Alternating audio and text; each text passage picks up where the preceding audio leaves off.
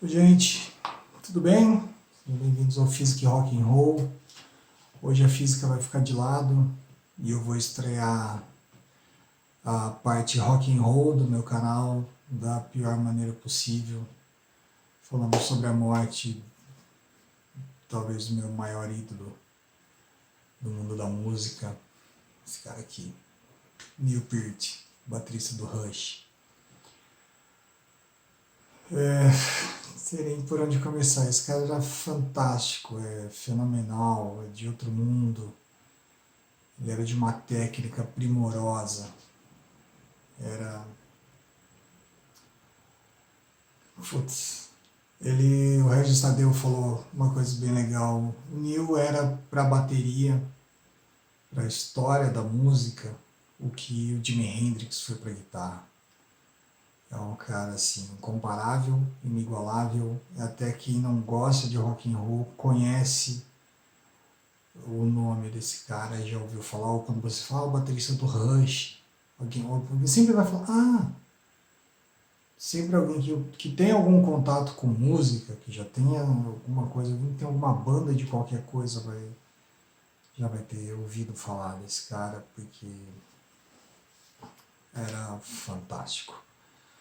O meu contato com o Rush, primeiro foi com Tom Sawyer, que era tema de abertura da Profissão Perigo, do MacGyver aqui no Brasil, e a banda não sabia disso, não era a abertura original da série. Eles ficaram sabendo quando vieram fazer o show aqui no Brasil, esse show aqui,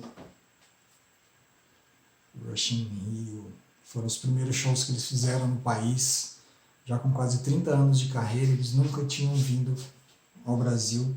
Eles fizeram 3 shows, se não me engano, Porto Alegre, São Paulo e Rio de Janeiro. Foram os 3 maiores shows da carreira deles até então. Eu estava lá, no show de São Paulo. Quando ele começou a fazer o solo de bateria, eu chorei igual criança. Tinha um cara do meu lado, que eu sou um pouquinho alto, né? Tinha uma galera em volta de mim que estava pedindo para eu tirar foto do show, que eu tirava mais alto. Estava carregando uma galera no ombro para tirar foto, e na hora que começou a fazer o solo de bateria, eu tomei o binóculo de um cara que estava do meu lado. Esse aqui é o Maracanã. Muito legal. O dragãozinho de Carmen Miranda. Muito show.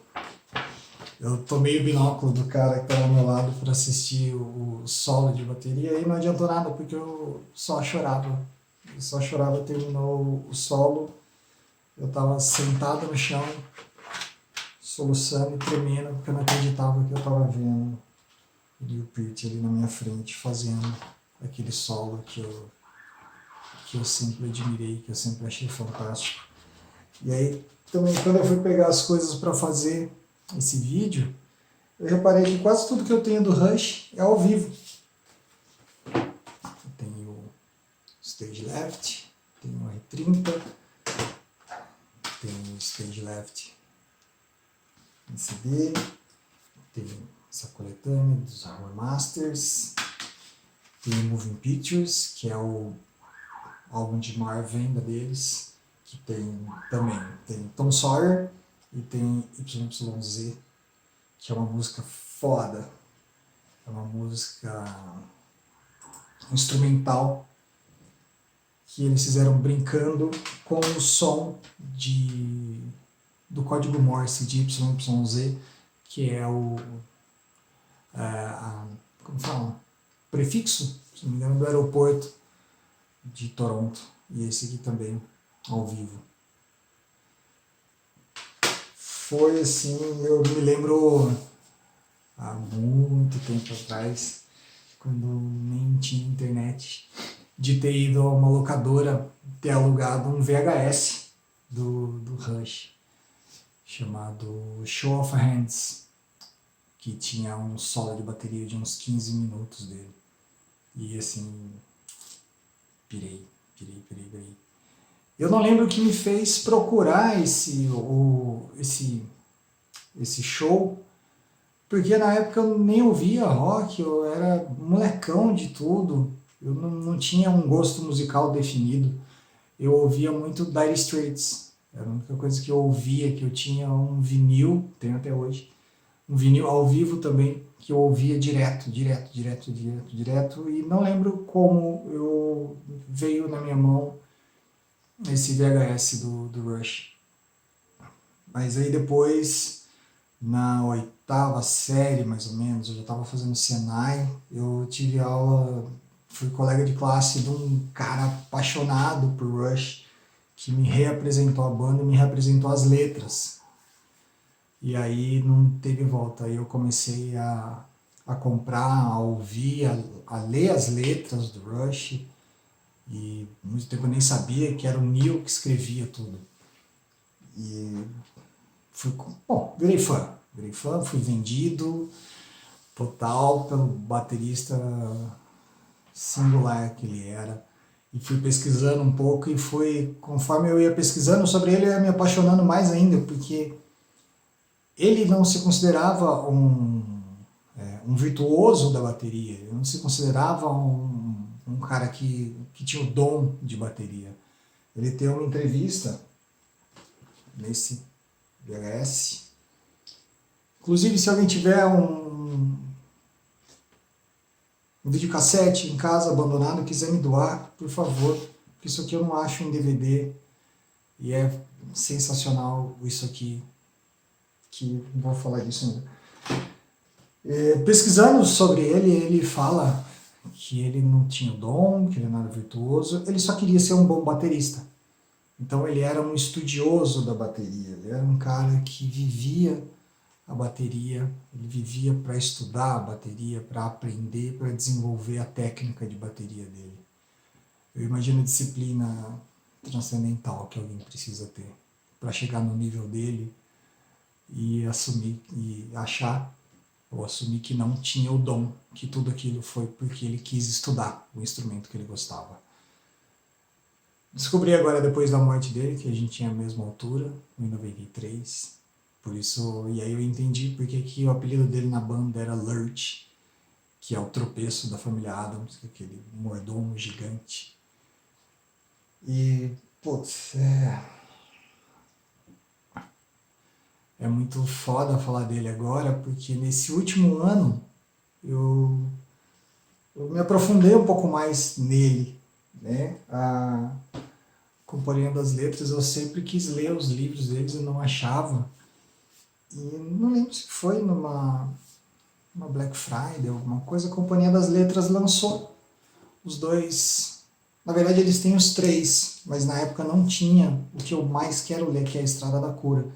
Então tem Os Anjos do Tempo, que é uma história fantasiosa, de um futuro meio maluco, e é baseado em um disco deles. Deixa eu ver se eu acho aqui. Não vou lembrar, não vou achar aqui. Mas é baseado num disco. Tem muitas e muitas referências das músicas aqui. Acho que é Clockwork Angels, o nome do disco mesmo, não tenho certeza.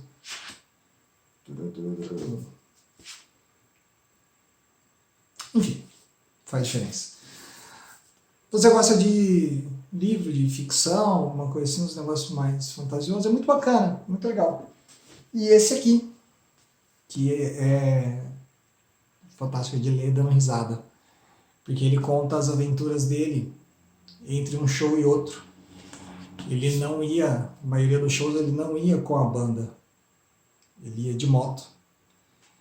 E ele passava o tempo que ele estava no show, ele passava em cima, debruçado no mapa, estudando novos caminhos que ele podia fazer de moto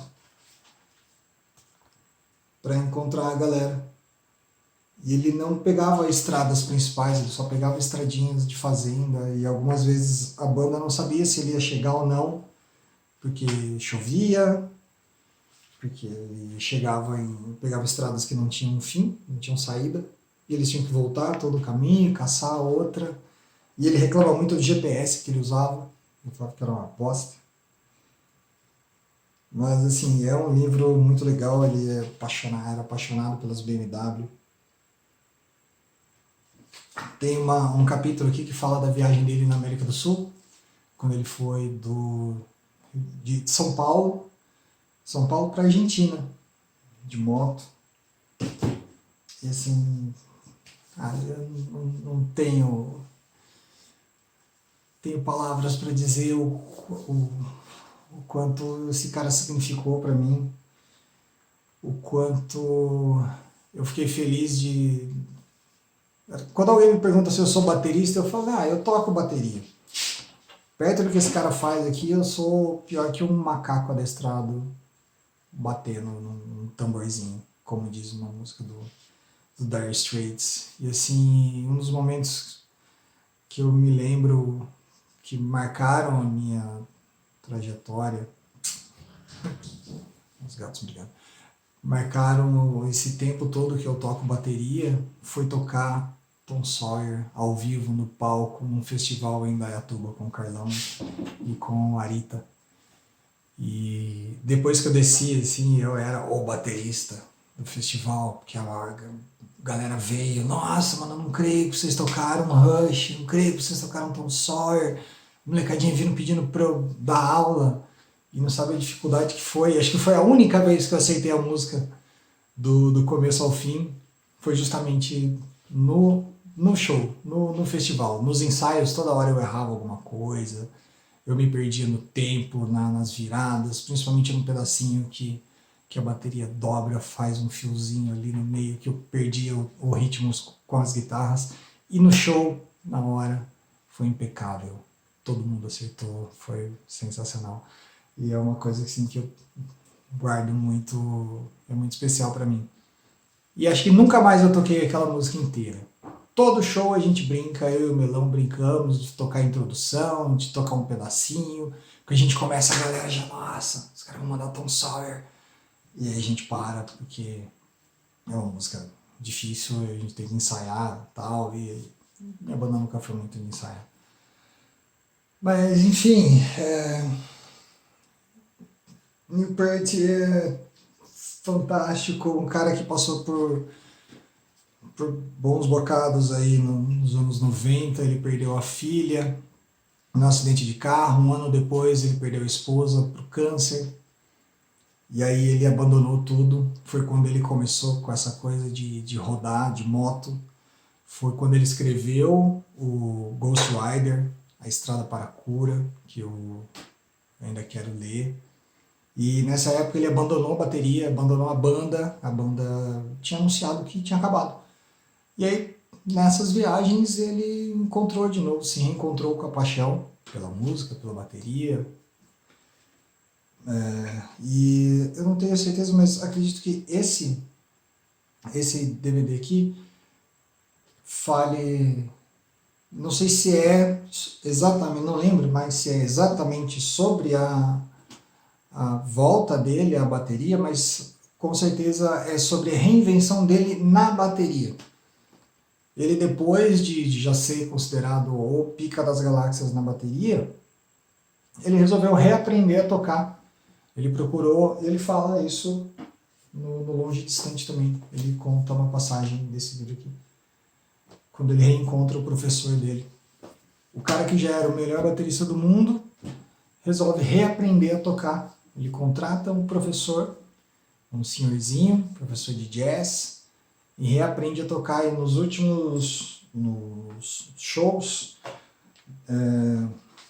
aqui no R30, dá pra ver bem porque tem multicâmera, então você consegue assistir ele tocando. As músicas mais antigas, ele toca com a pegada... Minha baqueta sumiu. Ele toca com a pegada tradicional, pegada de cima para baixo.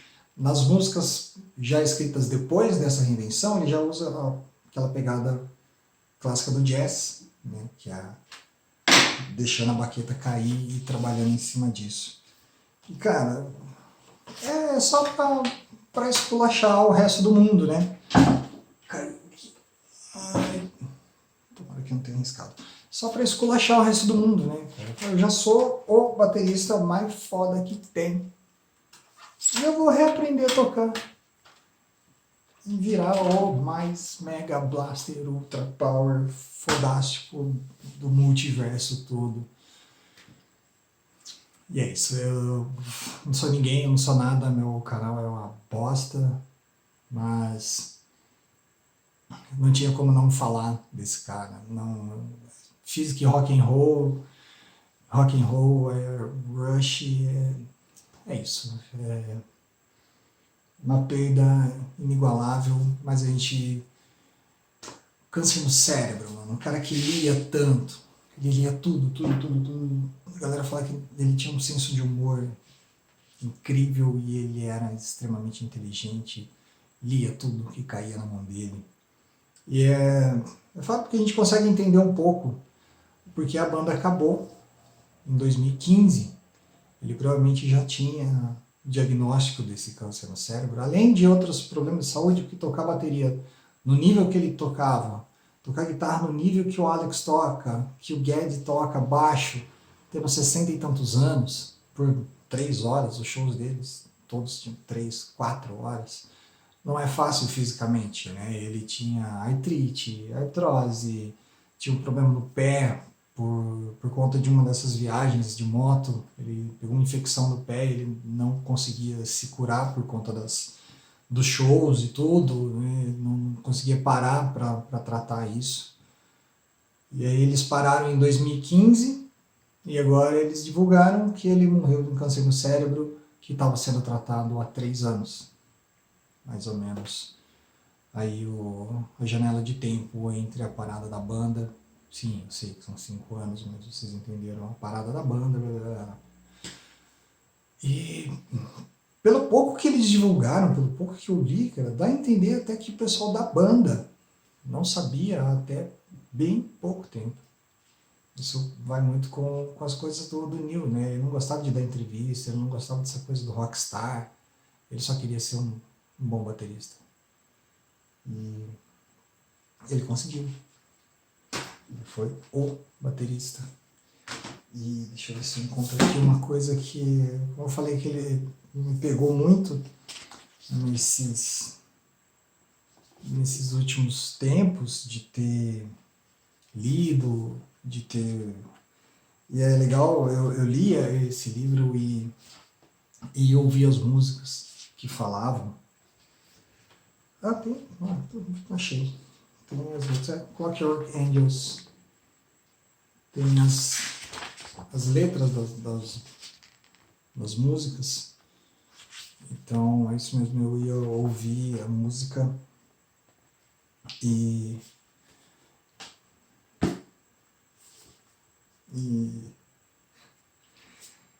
ler junto. E uma coisa que me pegou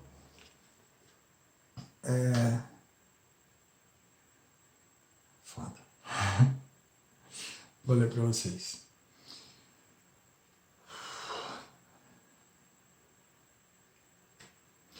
Mas se você raspar a pintura dourada, a fachada repleta de ornamentos, ou simplesmente tirar a camada de poeira, verá que abaixo da superfície todos querem ser amados e respeitados. E uma dessas coisas não serve de nada sem a outra. Amor sem respeito pode ser tão frio quanto um sentimento de pena. Respeito sem amor pode ser tão sinistro quanto o medo.